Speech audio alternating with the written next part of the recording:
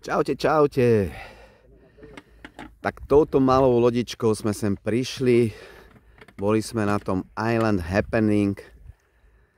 No môžem vám povedať, bol som aj v Červenom mori, bol som na niekoľkých ostrovoch na Maledivách, ale toto, čo bolo okolo toho ostrova Island Happening, to som ešte nevidel. Či ste chceli malé, veľké ryby, papagajovce, veľké skaláre, malé skaláre, neskutočné. Pozrite sa, ako to tunak vyzerá. Úplná nádhera. A tu sme vlastne na konci ostrova Tingloy. Ideme sa teraz ešte tunak popozerať do jednej jaskyne. Ale ten podmorský svet, to je úplne šialené. A čo ma veľmi zaujalo, čo som videl prvýkrát, tak to boli modré hviezdice. Takto to vyzerá z druhej strany.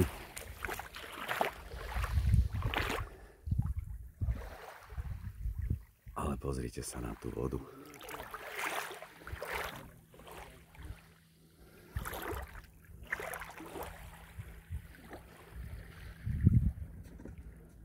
A takto to vyzerá aj pod hladinou.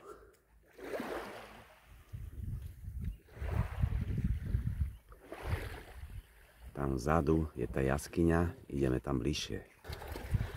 Tu sú takéto skaly zvláštne pri tom mori. Hento je náš sprievodca tunak po týchto ostrovoch. Ide nám teraz ukázať nejakú jaskyňu. Ale pozrite sa ešte raz na tú vodu.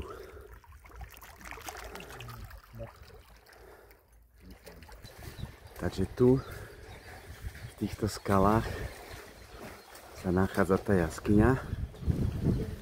Ideme sa pozrieť donútra, ako to tam vyzerá. Ale asi veľké to nebude. Takže takto to vyzerá znútra.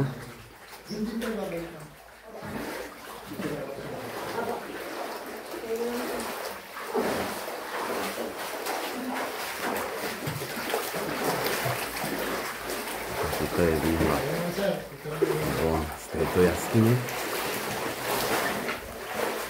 A opäť pohľad z inej strany. Tu sú vchody do tých jaskyň. Toto vyzerá hore. Ale tie jaskyne nie sú hlboké, asi tak 10 metrov do tej skaly.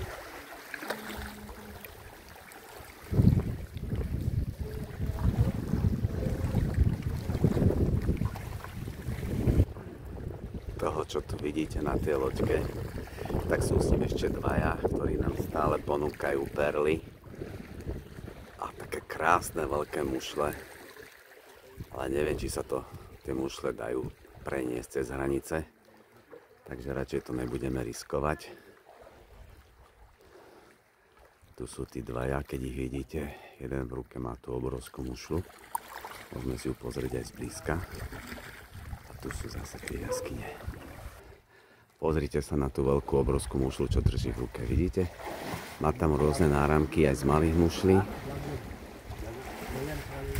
Ale my ho skontrolujeme, že čo sú to za perly, čo predáva. Lebo doma mám lupu. Tak pozrieme na to. Lebo veľa tých predávačov predáva také lacné perly, ktoré majú v sebe také ryhy. A to je plus minus nepredajné.